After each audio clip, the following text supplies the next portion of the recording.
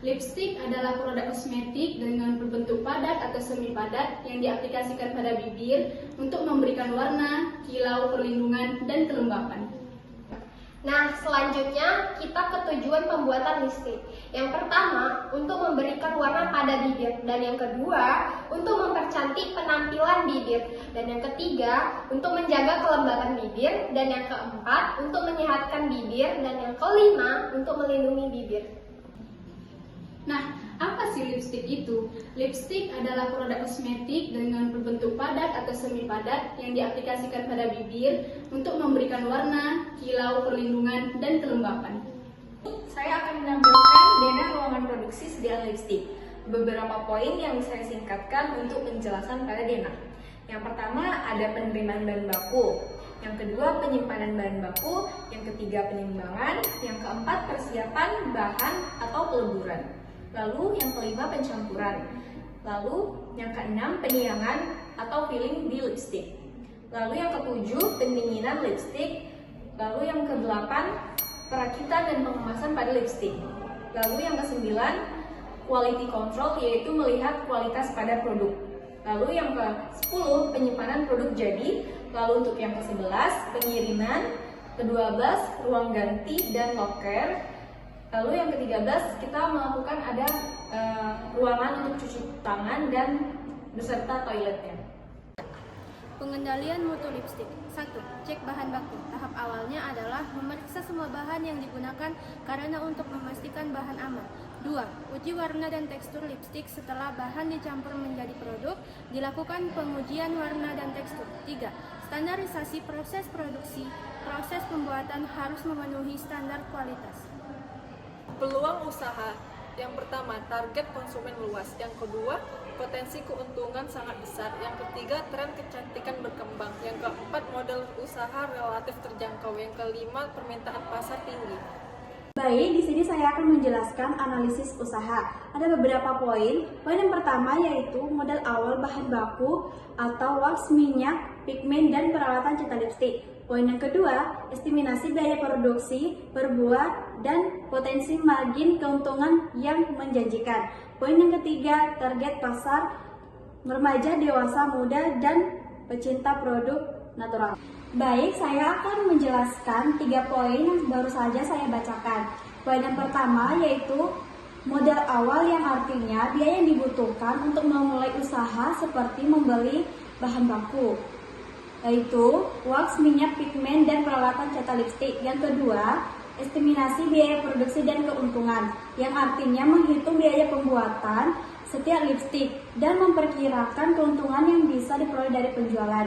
Yang ketiga, target pasar, yang artinya menentukan remaja, siapa calon pembeli produk, yaitu remaja, dewasa, muda, dan orang yang menyukai produk alami atau natural. Kesimpulannya dari 3 poin yang di atas tadi yang saya jelaskan, yaitu digunakan untuk mengetahui kebutuhan modal, perkiraan keuntungan, dan sasaran penjualan produk lipstik. Terima kasih. Baik, saya akan menjelaskan slide berikutnya yang kita bahas, yaitu manajemen risiko. Setiap bisnis pasti punya risiko, termasuk pembuatan produk lipstik. Ada 3 risiko utama pembuatan lipstik. Yang pertama itu bahan baku tidak berkualitas. Ini bisa bikin warna lipstik nggak sesuai dan merusak brand. Kedua, proses produksi tidak konsisten. Akibatnya kualitas setiap biji itu bisa berbeda-beda. Yang ketiga, persaingan pasar yang ketat. Banyak brand baru muncul dengan harga yang lebih murah. Tapi tim kita nggak tinggal diam. Ada 3 cara untuk mengatasi yang cerdas dan kreatif. Yang pertama itu untuk bahan baku, kita lakukan seleksi ketat per masuk. Tambah uji bahan rutin biar kualitas terjaga. Kedua, untuk proses produksi kita terapkan standarisasi SOP dan pelatihan rutin ke semua karyawan. Dan yang ketiga, untuk bersaing di pasar kita fokus ke inovasi produk untuk pemasaran kreatif biar punya nilai beda. Intinya resiko ada buat diantisipasi, bukan untuk ditakuti. Nah, desain ini bertujuan untuk meningkatkan perhatian konsumen, memperkuat identitas merek, dan memberikan informasi produk seperti manfaat, komposisi, serta cara penggunaannya. Nah, di sini ada sketsa kemasan lipstik Brando. Kemasan ini menampilkan desain kemasan lipstick God Glow sebelum diproduksi. Kemasannya dibuat berwarna pink dan putih, serta ada buah naga sebagai bahan utama. Di sini saya akan menampilkan di sebelah kiri saya yaitu kemasan lipstick dalam kotak dan kardus.